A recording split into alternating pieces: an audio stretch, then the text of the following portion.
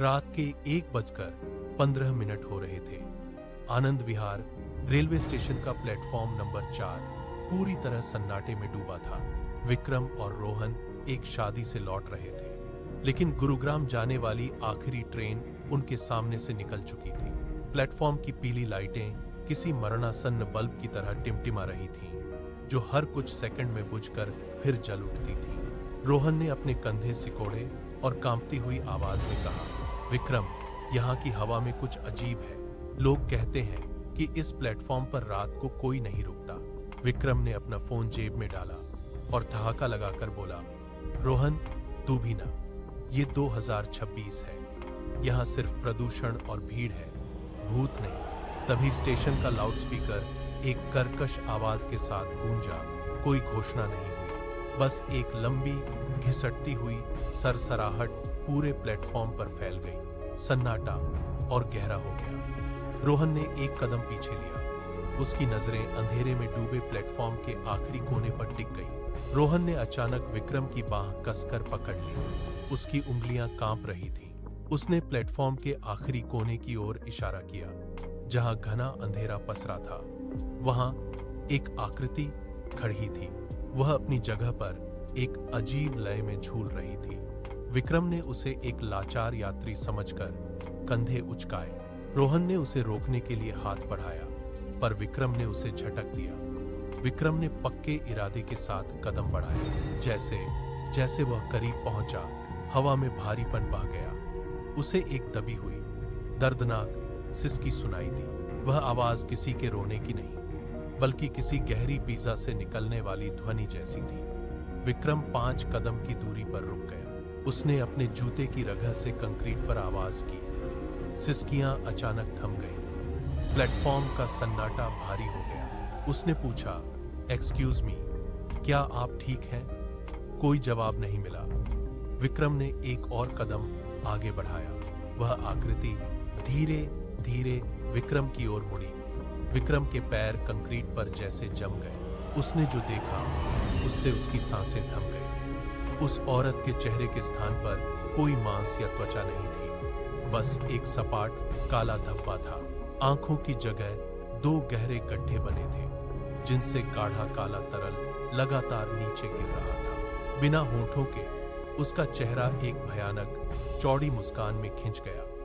वह मुस्कान किसी इंसान की नहीं थी।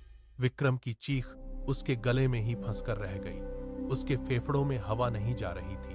तभी बिना किसी शारीरिक हलचल के एक आवाज सीधे विक्रम के दिमाग के भीतर गूंजी। उसने कहा, मेरी ट्रेन छूट गई है, क्या तुम मेरे साथ चलोगे?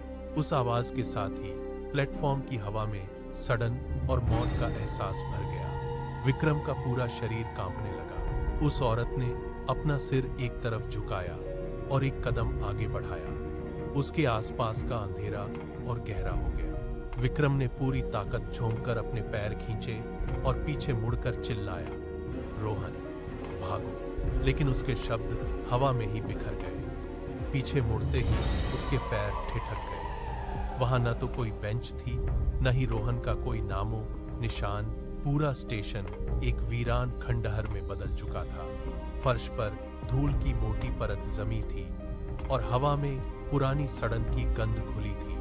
विक्रम की सांसें तेज हो गई। वह पीछे हटा, लेकिन उसके पैर किसी पुरानी लकड़ी के टुकड़ों पर पड़े, जिससे एक तीखी आवाज गूंजी। वह औरत अब उसके बिल्कुल पीछे खड़ी थी। उसने अपने बर्फीले ठंडे हाथ विक्रम के गले की ओर बढ़ाए। विक्रम ने अपनी आंखें कसकर बंद कर ली। उसे लगा जैसे कोई बर्फ की सिल्लियां उसके गले को जकड़ रही हैं। तभी एक जोरदार झटके के साथ उसे किसी ने कंधे से हिलाया। विक्रम, विक्रम, आंखें खोल भाई। रोहन की आवाज कान में पड़ते ही विक्रम ने आंखें झटके से खोली। उसके माथे पर पसीने की बूंदें चमक रही थीं। स्टेशन की पीली लाइटें जल रही थीं और प्लेटफॉर्म पर कुछ यात्री चहल पहल कर रहे थे। विक्रम हाँफ रहा था। उसका गला अभी भी सूखा हुआ था। विक्रम और रोहन स्टेशन से बाहर निकलने के लिए कदम बढ़ाते हैं। विक्रम समय देखने के लिए अपनी जेब से फोन निकालता है। स्क्रीन पर एक नोटपैड फाइल अपने आप खुल जाती है।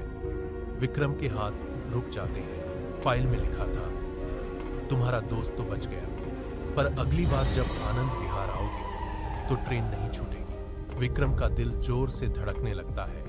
वह फोन को कसकर पकड़ता है और कांपते हुए पीछे मुड़कर उस सुनसान प्लेटफॉर्म की ओर देखता है। वहां उसी पीली लाइट के नीचे वह औरत फिर से खड़ी थी।